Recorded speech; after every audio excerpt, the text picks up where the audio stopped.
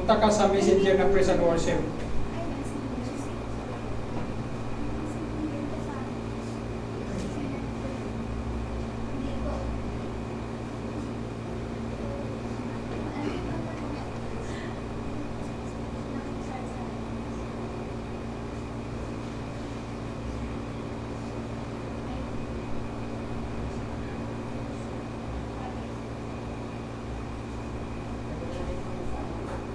Okay, yan po, 40 anniversary, we are planning to quarterly 40 anniversary, galing po sa Minto, event participated by all GCM community and churches. Yan. First quarter, maaaring magkaroon raw ng prayer mountain or church fellowship or mga church, ito po ay hybrid, day of prayer, hybrid format venue. It's local churches, prayer fellowship from all churches, all pastor to agree on the specific day. 9 to 12, January 20, 2024. Yan po ang nakalagay. And then, second quarter naman, maring iba ay pupunta makasama sa prayer mountain. Yung mga tinawag, pwedeng sumama sa mga prayer mountain. Okay, yung second quarter naman, fun run. Maring dito raw ay mayroong basketball. Okay, maglaban-laban lahat ng mga daughter churches. Or third quarter naman, bago mag-anniversary, yung Bible quiz. Kaya magbuo na kayo ng mga pangbato sa Bible quiz. Nung nakaraan kasi ng mga anniversary, GCM District 1 ang nag-champion, nakakuha ng 10,000. Okay, mayroon pong prize po ito. Kaya ngayon po yung mga pangbato, tingnan mo yung katabi mo, mahilig ka ba magbasa ng Biblia? Pag hindi ka mahilig magbasa, hindi ka pwedeng sumama sa team. Hindi ka cheering squad. Yan, mayroon pa lang, o hindi pa lang, mayroon pa lang cheering squad. Okay. Okay. And then, August 25, nadyan po yung 2024, 2:05 p.m. Mayroon po tayong worship celebration. Saan ng Pinyo? Sa PICC. At ang ating speaker si Bishop F. Tendero. Yan, kaya huwag niyong kaligtaan na dahil si Bishop F. Tendero, maraming talagang vendors na nakapaligid doon sa PICC. Okay. Okay, okay na po ba tayo? Okay, yan po. Tandaan po natin yan, yung mga event na yan. Okay. Ngayon po ay dadako na po tayo sa ating theme for the month of November, the end of the world. Are you ready? Tingnan mo yung katabi mo, parang malungkot Okay. Malungkot ka ba? Pero mapalad kayo kasi kayo ang nakaunawa sa ministry ng Diyos. Yung mga sympathizer, nawawala talaga pag singling ko yan. Pero pag totoo kang tinawag ng Diyos, nandito ako pag-Sunday. Kasi ang swimming naman, pwede mag-schedule yan sa ibang araw. Kinakalaban mo pa ang Panginoon. Diba? Kaya bahala na ang Panginoon sa kanila. Mahirap mag-husga, pero si Lord na. Kasi tayo naman ay, ito ngayong ating topic ngayon, ready po ba tayo? Yung mga pananaw po bang ganon, acceptable po for the Lord. The King's second coming, yan po ang ating topic ngayong umaga. Okay, tumayo po tayo lahat, basahin po yung ating teksto ngayong umaga sa wikang Tagalog sa Matthew 24:36 to 44. Okay? Basahin po natin ito ng salitan. Verse 36 ako po, ngunit tungkol sa araw at oras na iyon ay walang nakakaalam, kahit ang mga anghel sa langit o maging anak ng tao, maging anak man, ang Ama lamang ang nakakaalam nito. Verse 37 kayo. Ang pagdating ng anak ng tao ay tulad noong panahon ni Noe. Nang araw na iyon, bago bumaha, ang mga tao ay nagsisikain, nagiinom, nagsipag-asawa hanggang sa araw na pumasok si Noah o Noe sa barko. Hindi nila nakakalaman ang nangyayari hanggang sa dumating ang baha at pinatay sila lahat. Hindi na mangyayari sa dating ng anak ng tao. Verse 40, sa panahong iyon, may dalawang lalaking nagtatrabaho sa bukod, kukunin ang isa at iiwan ang ikalawa. May dalawang babae na nagtatrabaho sa silingan. Kukunin ang isa at iiwan ang dalawa. 43, unawain ninyo ito kung alam ng may-ari ang bahay kung ano ang oras ng gabi darating ang magnanakaw siya ay naghahanda at hindi niya pabayaang pasukin ang kanyang bahay. Verse 44, sabay-sabay.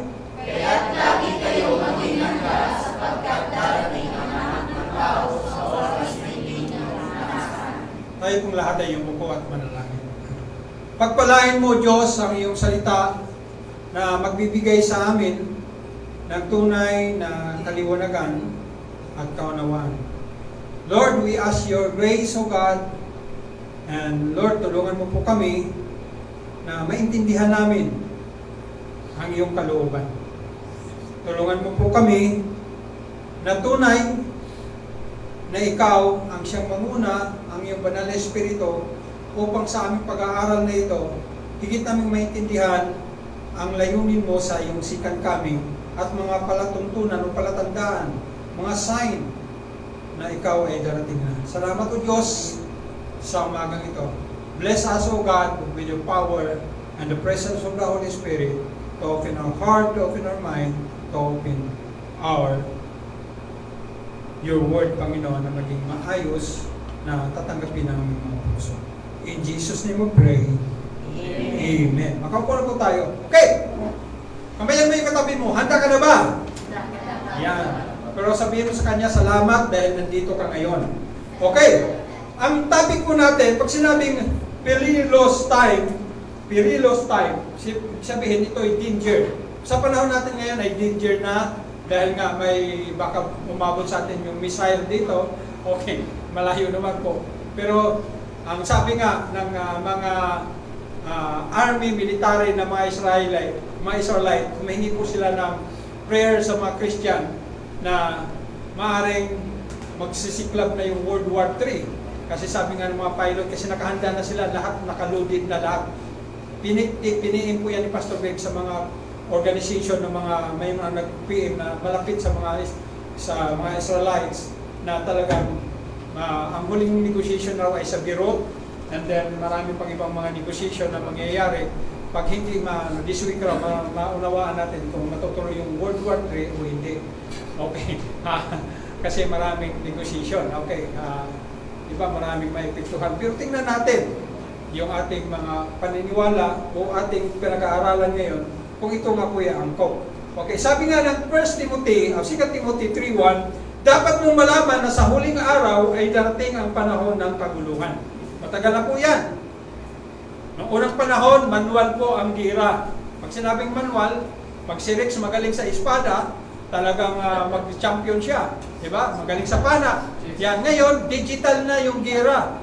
Yan, diba? Okay. Matagal na po yan. Sila Lapu-Lapu, tsaka si Magellan. Manual po ang kanilang laban. Marami na pong nangyari. Yung mga mangkok na sabi ng Revelation na ilalaglag, marami na pong salot na dumarating, di ba? Yung COVID-19, kung pag-aralan mo, mula nung time na umakit si Kristo, marami na pong salot na dumarating. Yung COVID-19, mas maliit pa yan kasi noong po, yung AIDS ay tumama, yung tinatawag na mamatay kasagat ng lamok, ano ba yun? Mayroon pang isa, no? Malaria. Marami pong namamatay. Millions. Kaya, dito po, makikita natin na ito na ba talaga ang time? Kasi marami na eh. Yung pinag-aralan ko nga, yung mga kabayo, doon diba, yung field horses, mga kabayo na yung pala ay, yung mga horses ay representing calling ng horses, representing nation na may dalang rocket o missile na pangbomba na pag pag dumating ng panahon na pwedeng maraming sangkatauhan ang mamatay, parang Hiroshima. Yun ang nangyari na sa Hiroshima, di ba? Part yun, anong horse yung nagdala doon? US, di ba? Okay. Ngayon, yun po ang isang bibigyan nating pansin ngayon. Pero, sabi nga rito, if that is true, then the coming of Jesus Christ may be much closer than we have. Nasa malapit na tayo, and then, with that possibility in our minds, let us consider the seventh sign of the second coming of Jesus Christ. Ano po ba yung mga 7 palatandaan na malapit na talaga si Kristo? Number 1, the reunification of Europe. Dati po ang original po ng member ng Europe alam niyo po, yung si Daniel ay nagkaroon ng pangitain na yung, di ba yung statue, yung estatwa, na yung gold, yung oro representing Babylon, silver representing Medo-Persia, bronze representing Greece, and iron representing Rome. The iron and clay, yung paa, final weakened from the Roman Empire divided kingdom. Yan. Ano ba yung mga nagiging mahinang kingdom na yun ayon kay book ng Daniel? Ay yung Roman Empire. Make sure po sila na mayroong malakas, mayroong mahina, at yun po, sa ngayon po ay itong mga kingdom na ito ay kinabilangan po ito ng Italy, Greece, Turkey, Austria, Germany, Spain, France, Great Britain. But noong 2020, yung Great Britain ay nag-exit. Hindi na po sila sumama sa reunification ng Europe. Ngayon, mayroon na pong 27 na member. Yung dating mga probinsya na naging bansa na nagiging member na rin ng European country, unification. Kaya nga, dito maintindihan natin na ito na ba ay sinyales? Kasi nga, pag sumama na dito yung UK, United Kingdom, kasi nga, papasok na po dito yung Antikristo. Siya nga po ang magpo-promote ng peace all over the world. At siya po ang mag-deceive sa mga Israelites na siya ang Kristo. Kaya, yun po, makikita po natin na kung siya magpo-promote ng peace sa buong mundo, ma-unite na po. Isa na lang po ang kulang sa European country, yun po ang UK, na dating kasama at umalis at babalik yan. Kaya sa pamagitan ng pangalawang sign, rebuilding of the Temple of Jerusalem. Yan. Sa ngayon po, yung Dome of the Rock, yung temple ng mga Muslim, yun according to the, sabi ni Dr. Asser Kaufman, isa sa Hebrew University, Jerusalem, yung north raw ng temple ng holy place ng Dome of the Rock ng mga Muslim, yung 100 yard niyan ay nadoon raw yung tunay na original na kinatayuan ng tinayuan ni King Solomon na Temple of Jerusalem. Pero sabi ng iba, yung Dome of the Rock, yan talaga ang Temple of Jerusalem.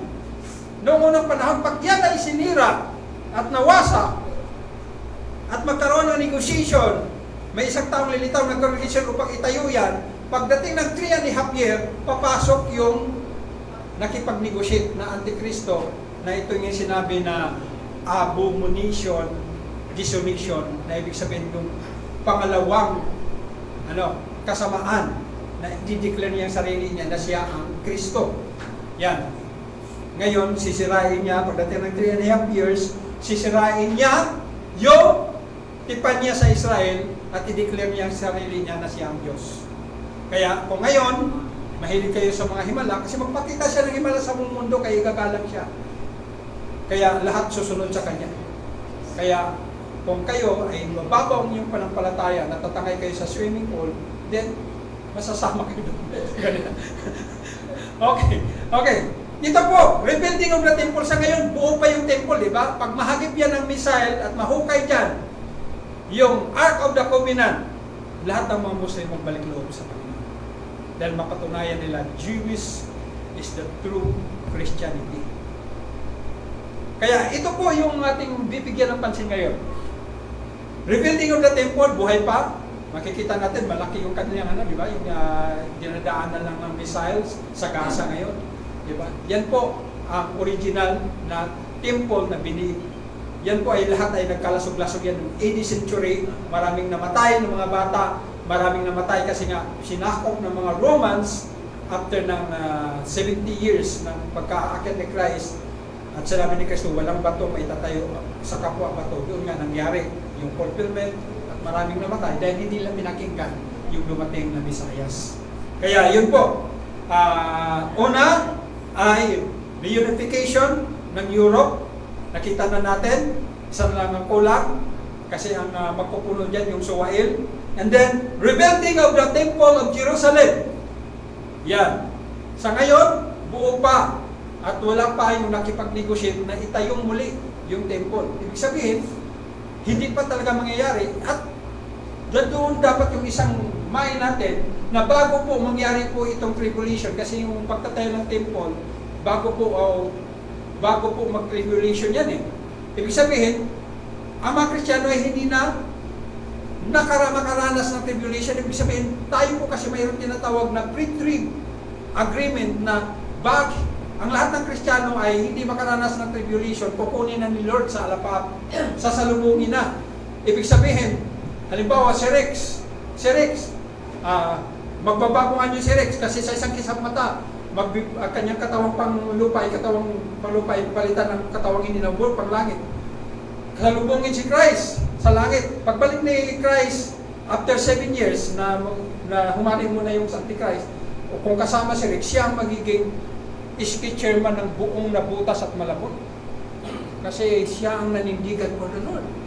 Diba? Ganun po. Diba? Ganun po yung aking personal interpretation. Kasi nga, after 7 years, diba?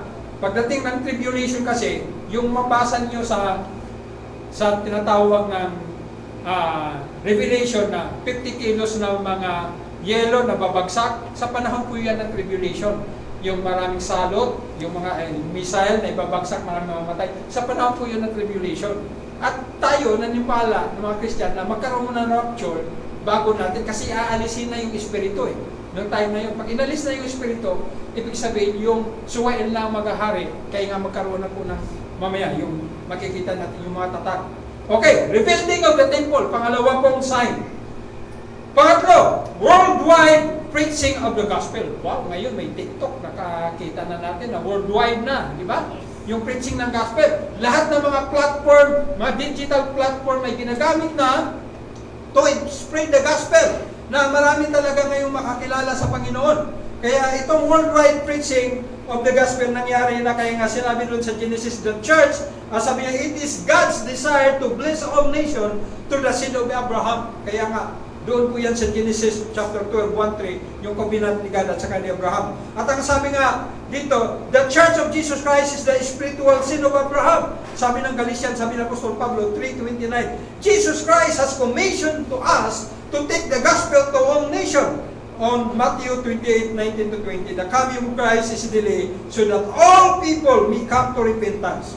According to 2 Peter 3:8-10. Ibig sabihin, nangyari po ito upang lahat ay magsisi at magbalik loob sa Panginoon. Kaya nga nanoon nga worldwide preaching na ngayon. Wala nang lihim ngayon. Lahat ay naihayag ng salita ng Diyos. Lahat ng mga tao may mga cellphone na. Kasi nga, pagdating ng digital, makikita kasi ng lahat, di ba? Sabi nga ng Biblia, di ba? Kayo mga taga-Galilea, nung umakyat si Christ, kung paano si Kristo nakita nyo umakyat sa langit, ganun din siya pababa. Ibig sabihin, makikita ng lahat kasi mag-a-appear sa cellphone. Halimbawa, hindi ka nag-connect, puro automatic na magkukunik na mayroong bumaba mula sa langit. Yun po ang second coming. Hindi rin na rapture second coming po. Kaya lahat ng mga tao ay matatakot at manginginig kasi nga totoo ang Kristyanismo. Kaya, pangatlo, globalization. Kagabi, nakikinig ako sa balita, yung Prime Minister ng Australia ay pupunta sa China para sa globalisasyon, para yung pangkalahatang pangkalakalan na magkaroon ng mga agreement. Kaya dito, sa Daniel chapter 12, verse 4, many will go here, there to increase knowledge. Their verse especially describe the tempo of last days. There will be vast rise of desire for information. We will see him information explosion. People will hunger to knowledge, insight, understanding, the way to grasp the prince of society. Kaya ngayon mayroon na artificial, ano ba yun? Ano ba yung isa yung pang robot? AI. Ano yung AI? Artificial intelligence. Kaya ngayon pwede nang gayahin si John. Diba? Gayahin ni si Rene. Kasi nga nakaprogram na siya. Diba? Mayroon na ngayong artificial intelligence. Ito na po, yung globalization, hindi lang yung kalakal, kundi yung mga karunungan, yung mga tao. And then, according to Revelation 13:6-17, He also forced everyone, small and great, rich and poor, free and slave, to receive a mark on his right hand, on his forehead, so that no one could buy or sell unless he had the mark. Walang ibang makabili, kundi yung may mga tatak lang. ito na po yung pagpasok po yan ng tribulation. Ha? Hindi ko alam kung tayo ay nasa langit na kasi ang tribulation po ay bago po. Ang pre-tribulation po, ibig sabihin ito po yung pinag-usapan ng mga Christian na iakyat ka sa langit bago mangyari kasi ayaw maranasan ng Diyos yung hirap. Kasi nga, sa Revelation, kung titingnan nyo yung tribulation, kahit yung kamatayan, aalis sa'yo sandali. Kahit yung liig mo putol na, magsasalita ka pa rin. Kasi nawawala sa sandaling pagkakataon, inalis ang kamatayan. Pahihirapan ka. Kasi because of your hard-headedness, sa hindi pagsunod sa kalooban ng Diyos. Kaya nga ang sabi na, papatayin mo na lang kami, Lord, kaysa pahirapan mo kami ng ganito. Kasi, ang panahon kasi binigay na ng Diyos sa tao para magsisi at talikdan at yakapin siya, pero inuna pa rin yung sarili. Okay, pangapat, panglima, final climax of evil. Sabi nila yung nangyari sa Israel noong October 7, ay ito na raw yung final climax of evil kasi nga sa isang araw, 1,000 plus ang namatay. Mga bata ay pinugutan, binaril, pinatay lahat. Kaya, sabi dito, while it's the true that the last days will see the tremendous expansion of the gospel, we will also see an enormous expansion of evil. Hamas, ang espiritu ni Bin Laden, ang espiritu ng Abu Sayyaf, ang espiritu ng mga terrorists. Kasi walang kinikilala yan eh. Basta masunod lang yung ideology nila. Okay, itong final climax of evil, nangyari na po ito noon. Nangyari na po na ito. Si Hitler, nangyari na yan, di ba? Nangyari na yan kay Hitler, di ba? Maraming pinatay ng mga Hudyo. Kung ang Hudyo nga tinutukoy, ibig sabihin nangyari na yan. Ang hindi pa nangyari talaga, yung temple at saka yung reunification. At saka yung isa, yung globalization, ito na, nag-aayos na. Lahat, nag-ano na. And then, pang-anim, total religious apostasy. Yung magkaroon ng pagkakaisa, yung lahat ng mga religion. Ito po. Di ba? Yan. Yung apostasy na to, ito yung tinatawag na Antichrist. Ito yung sinasabi na abomination, desolation ng Book of Daniel na ipipresent niya sarili na si Kristo. Maraming mga minor antikristo. Si Senyor Aguila na pwedeng sabihan si Alexa, oh, magpakasal ka dyan. Diba? Ganon yung mindset ng mga antikristo na yung hindi will ng God, gawin lang will ng God. Diba? Kaya gusto kong maintindihan natin na ang sabi nga sa 2 Thessalonians 2:19 says that the Antichrist will display the work of Satan by using all kinds of counterfeit miracles. Diba? Bubuhay yung patay, makakarinig ang bingi. Kung anong ginagawa ni Kristo, gagawin din niya. Pero may certain period of time lang siya. 7 years lang siya mag-aari. Diba? Eh kung hindi ka handa, yung picture na yan, magsasalita yan, mga picture yan. Kung may mga picture ka sa bahay, di madali kang paniniwala kung hindi ka grounded sa salita ng Diyos. Yes. Kung sa isang activities lang ay pupunta ka na.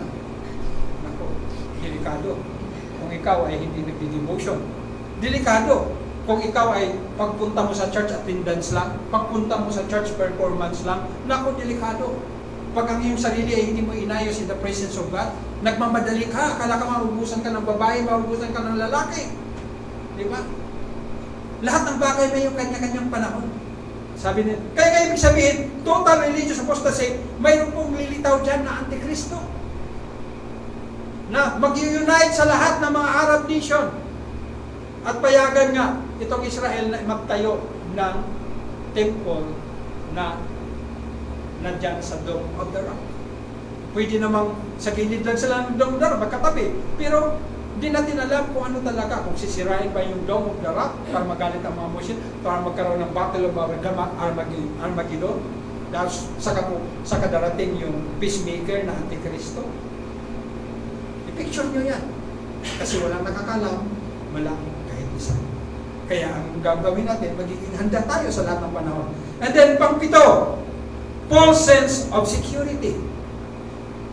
Sarap ng buhay niyo, di ba? Kahit kahit nasa bahay ka lang, basta may internet, mapapasyalan mo na ang buong mundo. Di ba? Makakausap mo na kung sino mo makakausap. Ito po yung tinatawag for sense of security. Ito po yung sinasabi kanina sa binasa natin na katulad kay Noah. Ako, di naman. Anong ginawa kay Noah? Nung nangaral si Noah. Ikaw, Noah, ang ganda ng panahon, ang sarap yung mga tao, maraming naka-schedule ng mga kasalan nila, naka-schedule ng mga kainan, naka-schedule ng mga ganito. Ang sarap, walang ganda ng panahon. Tapos sasabihin mong babaha, gugunaw ang mundo, nasa ganda ng panahon ng araw, ganun din ang mangyayari. Pagdating ni Kristo, wala na tayo doon, kasi nasa langit na tayo. Yan. Isipin lang nyo, yung hindi Kristiyano po ang kinakausap. Kayo mag-Kristiyano kayo, wala na kayo doon. Kasi sa pre-trib na tayo eh. Ibig sabihin, sa tribulation time yun na mangyayari yung mga peacemaker na yun. Yung inalis na yung espiritu, kaya maghahari na yung suwael. Mag-alis na yung banal na espiritu. Kaya false sense of security. Kaya yung mga babae na mga professional na wala pang asawa, ito yung time na makapag-asawa pa sila. Okay, ito po yun. Okay. 7 false sense of security. Yan po ang pangpito. Ano nga yung una? Sige po, basahin nga natin. Okay? Number 1, the unification of Europe. Pangalawa ay rebuilding of the Temple of Jerusalem. Pangatlo, worldwide preaching of the gospel. Lahat po ng platform, ng digital platform, nandiyan na. Kaya pinapahayag na ng gospel. Globalisasyon, hindi lang yung wisdom, kundi yung lahat ng mga part po ng mga product. Okay. Final climax of evil, wala pa ito. Kung natumbasan na niyo si Hitler, na doon nangyari na po ito. Ibig sabihin, given na po ito. Okay, nangyari na po yung climax evil. Okay, ano dyan yung wala pa? Total religious apostasy, yung tatayo na Antikristo. Wala pa. Maraming mga Antikristo. Si Ekleo, Ruben Ekleo, isang Antikristo. Kasi sinabi niya siya si Kristo. Yan. Kaya, isa po yun sa mga small time na mga Antikristo. Okay, false sense of security. Ngayon, ano yung gagawin natin? How do we prepare for the second coming of Christ? The question is a great and one and always relevant sa lahat ng tao. Na anong gagawin ko para makapaghanda ako kay Kristo? Upang, how do I prepare for the second coming of Christ properly? Diba? Magsiswimming ba ako pag Sunday? Okay. Nasa church ba ako? O nagdi-devotion ba ako? Mag-iibito ba ako? Ano yung gagawin ko? Kasi nga, pag mababaw ang iyong pananaw sa panampalataya kay Kristo, ito po yung senaryo na hindi ka maghahanda. Kasi ang tingin mo sa church, entertainment. Ang tingin mo sa church, attendance basis. Ang tingin mo sa church is parang performance. Church is a training ground to those people who believe in Christ para magamit to reaching people, your community, your family, your relatives, lahat yan, magagamit ka. Kaya ka nandito sa church para i-move ka into the likeness of Jesus Christ. Kaya, what can I expect sa pagdating ni Christ? Yan ang delikado kasi nga, banal si Kristo, makalapit ka kaya sa Kanya? Pag ikaw, mamaya po, yung 10 virgin, yung wise, and then yung isa ay police, yung 5 ay police, makikita natin yun. Okay, doon na tayo, mamaya. And then, what is to come? Hari lang naman ng mga hari, Panginoon ng mga Panginoon. And what should I be doing now as I eagerly await His return? Ano yung gagawin natin? Tama ba yung nag-implement tayo ng BS methods? Tama ba na nagkaroon tayo ng EB2 training para ma-exercise natin ang authority? Hindi ka pumupunta sa church because magaling ka. Yung mga talents and abilities mo, ginagamit mo yan kasi paglilingkod mo sa Diyos, hindi ko yan pangunahin na dahilan para makapunta ka sa langit. Ang sinasabi po lang dito sa Biblia ay yung katapatan. Ano ba yung tapat mo? Naging totoo ka ba sa sarili mo? To be a Christian in your heart and in your mind. Kaya dito, sabi dito, the impulse that comes from the glorious prospect of seeing the Lord, the impulse that comes from necessity of suffering before He comes, the impulse to be found faithful and vigilant in our particular calling when He comes. So let me illustrate each of those three impulses, because that's the answer to the questions. How do I prepare you prepare by responding biblical to those three impulses. Ano ba yung mga impulse? Yung eagerness natin na pagharian tayo ng Panginoon. Yung impulse na to, yung iyong initiative na magawa mo ang kalooban ng Diyos. Ito yung eagerness mo to see God in your life. Kaya nga, number one, impulse is pursue Christ likeness now. Nakikita naman niyo si Kristo. Tingnan mo katabi mo. Nakikita mo na ba sa Kanya si Kristo? O nakikita mo pa rin ang Kanyang sarili? Diba? Na pag walang pira, nagmumukmuk. Pag walang internet, nagagalit. Diba? Kung ganun pa po ang ugali nila, pag wala pa si Kristo, diba? Marami yun. Mga kabataan, pag walang internet, nagmumukmuk. Nagagalit. Tapos dilat ang mata. Hanggang magdamag. Magising ako ng madaling araw, nakikita ko. Ang ginagawa ng mga kabataan ito, gising pa.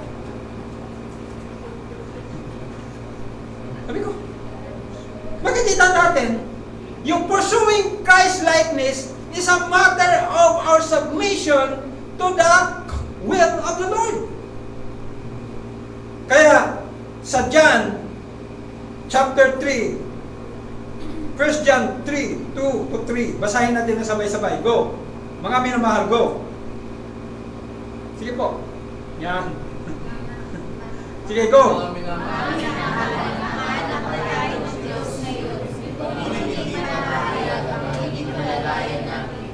Ngunit alam natin sa pagdating ni Kristo, tayo magiging katulad niya, sapagkat nakikita natin kung sino talaga siya.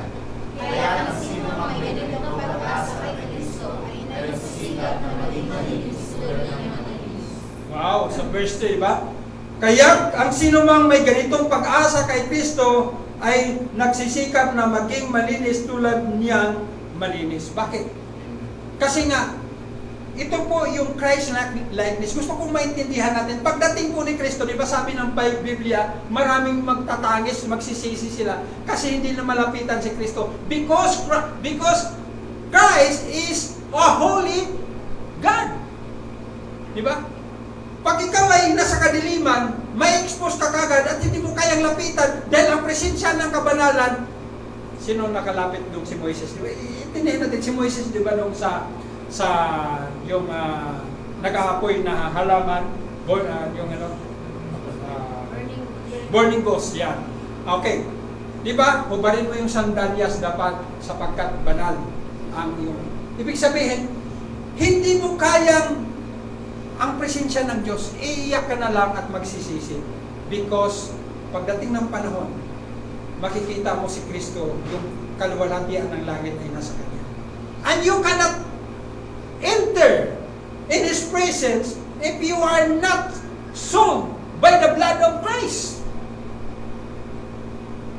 Kaya nga, dito, yung pursue Christ likeness is number one preparation for His second coming. Nakita natin kanina yung 7 sign ng Kanyang muling pagbabalik. At ilan na lang doon ang hindi pa nangyari. Kaya, sa ating pinag-usapan ngayon, so the impulse of becoming radical pure, piliin mo. Diba, may mga, mag-research ka sa mga artist, diba? Mga Christian na mga babae, na naniwala sila na kanilang purity ibibigay lang sa kanilang pagkakasalin. Sino pa? Si Claisa de Castro. Basahin yung kanyang ano. Naniwala siya na ibibigay lang kanyang purity sa lalaking pagkasalan niya. Marami pong mga artista na ganun po ang paniniwala.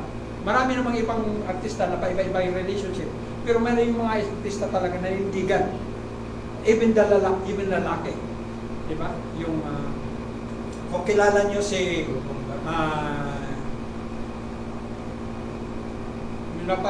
mayroon pong isang artista na napangasawa niya yung hindi ko na lang po sasabihin kasi baka maging chismis. Okay.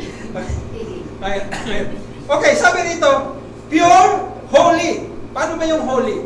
Ang kabanalan mo ba ay May hawak parating Biblia, parating nagpe-praise the Lord? Hindi. Siyempre lang po yung holiness. Total submission of your life to the Lord. Na wala kang ginagawang pang sariling decision, kundi sa Panginoon. Loving. Paano ba matutunan natin loving? Sino dito yung magulang na masasabi mo na yung anak ko, very responsible, pagising sa umaga, ma, naligpit ko na yung mahiga, nawalisan ko na, napaghanda na rin kita ng breakfast, nandiyan na po yung coffee. Naku, ito po yung mga bata na talagang pwede mong ipaglaban, di ba? Kasi nga, maganda yung kanilang pananaw sa buhay. Pero yung mga bata na, ay, gising na po kayo dyan, bakit may almusal na ba? Nantok pa ako, almusal ma! Nakalungkot, di ba? Sino pa dito na teenager ka na pero naiihil ka pa rin sa panig? Dito, itong pure, holy and loving, ito po yung sinyalis pursuing Christ-likeness. Pag sinabing pursuing Christ-likeness, ito po yung sinabi ng 5:17 ng 2 Corinthians, di ba? If you are in Christ, you are a new creation. The old has gone, the new has come. Wala na dapat yung asal bata mo. Wala na dapat yung iyong pananaw sa mundo. Ang pananaw mo ngayon pang langit. Di ba? Paano bang magkaroon ng pananaw ng panglangit? Paano bang magkaroon ng pananaw ng panglangit? Siyempre, mag-iisip ka anong contribution mo sa kingdom of God. Pero kung iniisip mo para sa personal, mayroon naman yan eh. Sabi nga ni Solomon, mayroong panahon sa lahat ng bagay. You need to wait and you need to claim in the right time. Okay, pangalawa, ready yourself for suffering. From ngayon, yun nga, nawalan ng internet, parang nagsasuffer ka na. Pag wala kang pera, para ka ng mahit na ulo mo, hindi yan suffering. Kasi yung suffering, sabi nga ng Bible, kung ang inyong Panginoon ay inuusig, dapat din na makaranas ng pag-uusig yung mga tagasunod. Sino dito yung, paano ka ba inusig? Inusig ka na ba? Simple na persecution yung mga kaibigan mo. Ayaw na sa'yo dahil nag-iiba ka ng pananaw sa buhay. Given yan. Na ibig sabihin, naging totoong Christian ka na. Pero kung yakap-yakap ka pa rin ng dati mong mga kaibigan kasi na-enjoy yung inyong samahan sa mga bagay sa mundo, ibig sabihin, hindi ka pa naging totoo. Sabi na ni Brian kanina, bakit mo ako tinawag ng Panginoon kung hindi mo naman sinusunod ang kalooban? Diba? Maraming mga tao using calling the name of God Lord, but did not submit the authority of Christ in their life. Diba? Kaya nga, dito yung church, makikita natin. Ilaan ninyo ang isang araw para sa Panginoon, pero nawawala ka pag Sunday. Diba? Lahat ng bagay naman pwede namang iayusin. Pero huwag niyong kaligtaan ang araw ng pamahinga para sa Panginoon. Saan mag-enjoy eh? Mainit ang panahon. Diba? Kaya gusto kong maintindihan natin yung life. Yung mga couples, alam mo ba, June pa lang, nag-ipon na sila, yung mga leader, ng tag 2001. Kasi doon sa Makati, 2001 lang yung room, 24 hours. Nag-ipon sila. Sila po yung nagbabayad. Inignite na ni Mrs. Kaya para makapagkaroon po din tayo ng mag-ipon din. Para 2001 lang. May unlimited swimming pool ka na at unlimited internet. Malaking swimming pool. 2001. Yung mga bata pwede makisama. Basta yung mga bata lang ng pababa. Hindi yung batang isip na malaki. Okay. Okay. Gusto kong maintindihan natin. Ano ba yung ating ginagawa? Ready yourself of suffering. Sabi sa Acts chapter 14 verse 22. Sabay natin basahin. Pinalakas nila ang loob ng mga dalagan at pinayuhang manatiling tapat sa panampalataya. Daranas muna tayo ng maraming kapighatian upang makapasok sa karya ng Diyos. Sabi nila sa mga dalagan. Noong unang panahon, wala pang mga batas. Ang hirap talaga mangaral. Kasi huhulihin ka. Ngayon, mayroon ng freedom. Pero huwag mong pilitin kasi may freedom rin yung kausap mo. Naihabla ka kung makulit ka sa kanya. Okay. Ibig sabihin, magkaroon muna ng negotiation bago ihayag yung gospel. Kaya dito, I have in mind, sabi ni Apostol Paul, the suffering that will become more intense near the end, when Paul says in 2 Thessalonians, malalantad na ang suwael, ngunit pagdating ng Panginoong Hesus, papatayin niya ang suwael, bubugahan niya ito ng hininga mula sa kanyang bibig at pupuksain sa pamagitan ng kanyang nakakasilaw na liwanag. Pagdating ni Christ, yung Gog and Magog, di ba? Mag-iipon lahat ng mga bansa, paikutan ng Israel. Darating si Christ, pati yung suwain, masisilaw silang lahat sa kabanalan ng Panginoon. Wala na tayo doon sa eksena. Kasi pre-trib tayo. Hindi tayo post-trib. Pag post-trib, maranasan mo yung mga ganon. Kung paniniwala mo post-trib, maranasan mo pa yung babagsakan ka ng 50 kilos na yelo, yung mga sakit o mga iba't ibang mga salot na dinala ng mga chemicals, weapons, then yun ang mangyayari. Okay. Now, Jesus speak on that season of lawlessness in Matthew 24:11-13. Di ba? Yung lawlessness. Binanggit ko yan, yung kasamaan na walang pangalawa. Ito na po yun, yung pahirapan niya yung tao, yung tatatakan. Di ba? Gusto mo ba yun? Na pag may tataka, kailangan i-deny mo si Christ. Mas maganda nang mamatay ka kasi sa time na yun, wala na yung espiritu eh. And Christian doctrine ng evangelical, ng pre-trib, wala na yung espiritu ng Diyos noon, kaya nga, laganap na yung suwahin. Ibig sabihin, wala ka na doon kung Kristiyano ka. Pero kung naiwan ka, ibig sabihin, sympathizer ka siguro. Kaya naiwan ka sa lupa. Sympathizer ka lang. Paano ba magsabing sympathizer ka lang? Paano ba masabing sympathizer ang isang tao? Yung wala kang obligation sa iyong relasyon sa Panginoon. Aatin ka kung gusto mo, pupunta ka sa church kung gusto mo, ibibigay mo yung talent mo kung gusto mo kasi performance ang tingin mo. Kaya maganda na lang, nakita ko kayo ng praise and worship, magaling na pala si Quincy. Ilintin na lang natin kung sino yung active na praise and worship, yun lang ang patagtugtungin natin every Sunday. Yun lang may pribilehiyo. Amen. Oh. Amen po ba? Kasi yun lang, mga tao na naintindihan nila yung calling ng Lord sa kanilang buhay. Di ba? Huwag natin intindihin yung mga tao na ang tingin nila sa Diyos ay pasyalan. Ang tingin nila sa Diyos ay parang performance ang kailang dating. O dating ako sa church, sulat ng pangalan ko, attendance. Hindi po attendance yung ating pagpunta sa church. Ang ating pagpunta sa church is about our development, our faith leading to the powerful message of Christ. Makikita natin yung ating sarili na namumulog tayo in the likeness of the Lord Jesus Christ. And then, pangalawa, ready yourself to suffering. Ang suffering ba yung mayroon kang sacrifice? Diba? Ngayon, wala nang mga sacrifice yung mga tao. Kahit pagdukot na lang sa bulsa, nawala na yung sacrifice. Diba? Yung gusto natin, ito yung sitwasyon na hindi ka nahihirapan.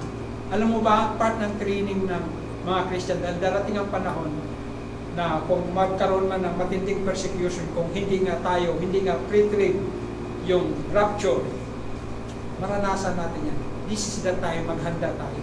Sino dito yung nag-uulam ka lang na kontento ka na, bagoong. Kung anong mayroon dyan, gulay, sausaw mo yung okra, sa bagoong, okay na. Yan. Masarap na. Sino dito yung naghahanap ka pa?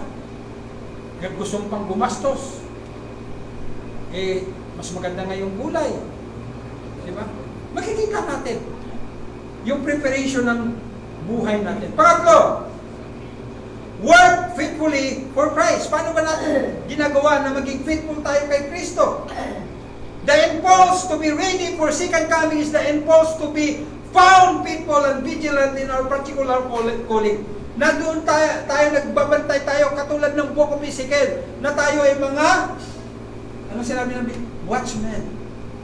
Di ba? Tagabantay ka, may darating, nakapamakan. Ikaw ang nagpo-broadcast. Found faithful.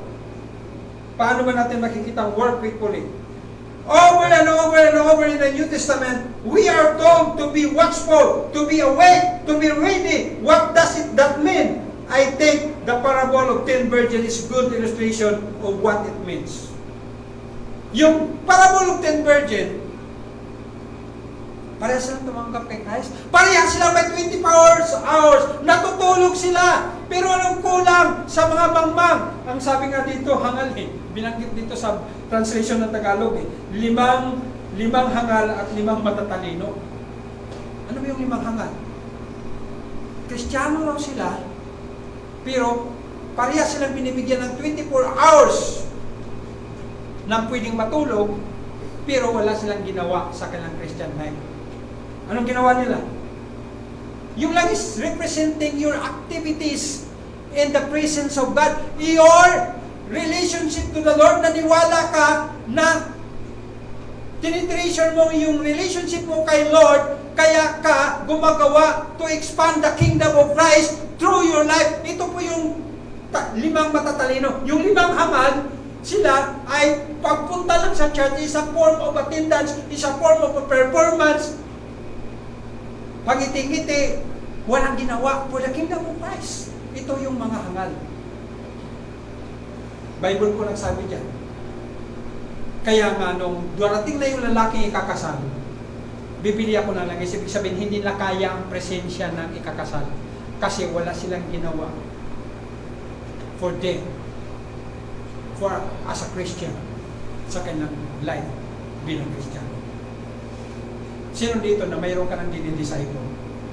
Sino dito na mayroon ka ng sinisira ng gospel? Ito is a big help for us na makapag-share tayo ng gospel. Not only sharing the gospel, but also follow up them. Pinapollow up natin. Kinukumusta para maging bahagi ng simbahan.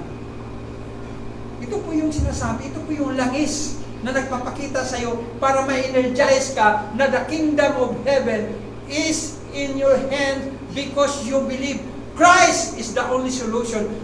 All matter or all circumstances in this world.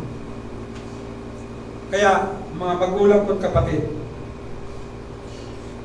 tandaan po natin, maraming tao katulad si Marta at sino yung isa? Maria at si Marta. Sino yung busy doon sa paghahanda? Si Marta. Si Marta, di ba? Oras ng Bible study si Marta, anong nangyari kay Marta? Naghanda ng pagkain para kay Lord dito eh. Gusto natin, performance. Pero yung relationship natin, yung pagkaunawa natin sa kingdom of heaven, ay hindi natin naintindihan. Busy tayo sa kingdom, pero hindi tayo busy sa king. Hindi tayo nagpe-pray, di ba? Sa king. Wala tayong, hindi natin inactivate yung ating relationship. Kumusta ba yung mga mahal natin sa buhay? Nakakilala ba kay Lord? Naintindihan pa nila si Lord? Or, wala kang pakialam kasi sympathizer ka lang bilang Christian.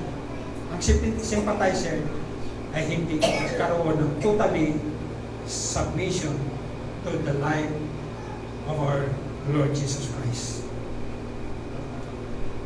Sabi nga dito sa illustration ng 10 virgin, yung 5 hangal, kung basahin mo yung 25:1-30, bumili mo na kayo sa tindahan kasi gusto nila maghingi lang. Di ba, minsan na to? Minsan tayo mga Kristiyano, ganun tayo, di ba? Malakas ka naman kayo, sige na, pagpipray mo ako. Ganun tayo eh. Parang ito yung mga hangal eh. Hingin na lang ng langis. Yung kabutihan ng iba, angkinin mo. Para i-represent mo sa iyong sarili. It's not. Ito po yun. Di ba? Pahingin na lang ng langis kasi pag pumunta pa kami sa tindahan, mag-sacrifice kami, gagawa pa kami, baka hindi na kami umabot. Parang gano'n, di ba? Marami po akong tao na encounter. Pastor, pagpe-pray mo ako kasi malakas ka naman kay Lord. Yung nagsasabi, leader ng church. Bakit hindi ba siya malakas kay Lord? Bakit hindi siya naglagay? Pero kailangan niyang maglagay. Ibig sabihin, kailangan niya magiging malapit yung kanyang relationship with the Lord.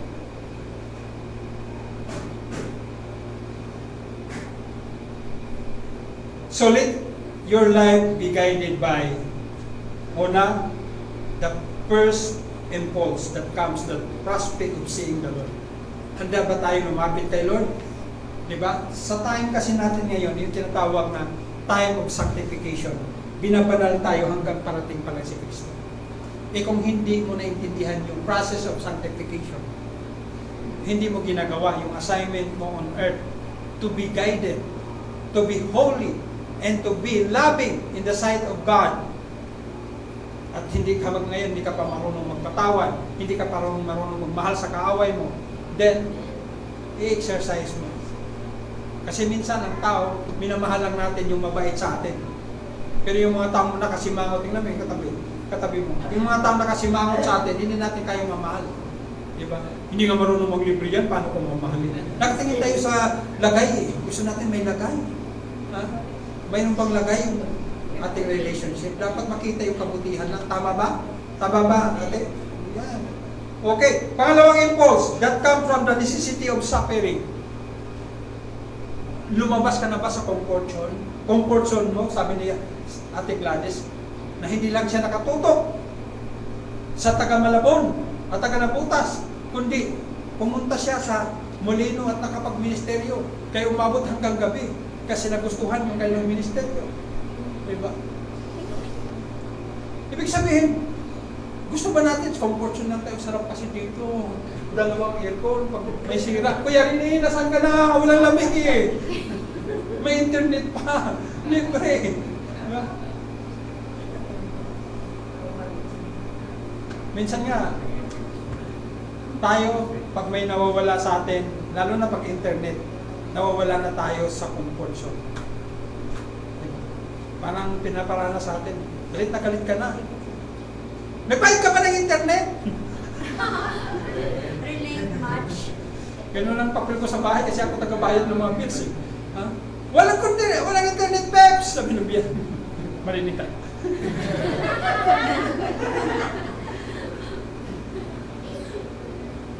Walang internet.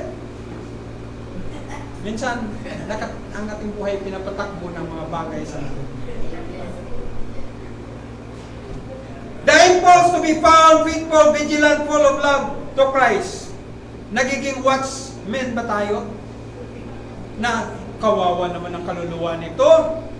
Mapunta sa impyerno, halika nga, kausapin kita.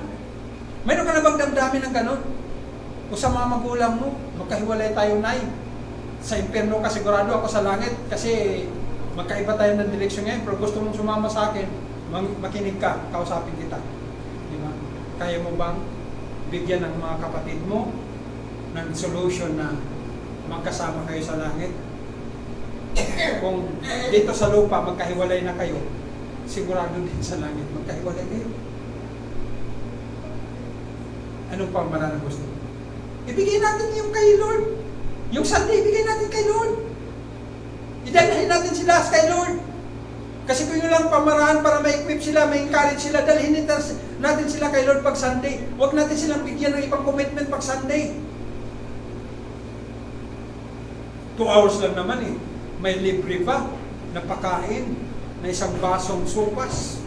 Di ba? Makapagpilusip ka pa, makikita mo pa yung ibang kapatiran, mapapalakas ka pa. Imagine that. Minsan hindi natin na-empower yung ating mga mahal sa buhay, yung ating family, na pumunta sa church. Akala natin tayo lang kailangan pumunta sa church at representative tayo para tayong mga congressman. Ako ay nasa kongreso. Ako ang representative pero wala akong ginawa para sa aking nasasakupan. Parang ganun.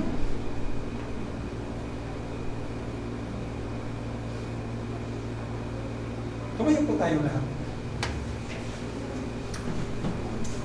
Ano ba yung magandang song kanina? Na pwede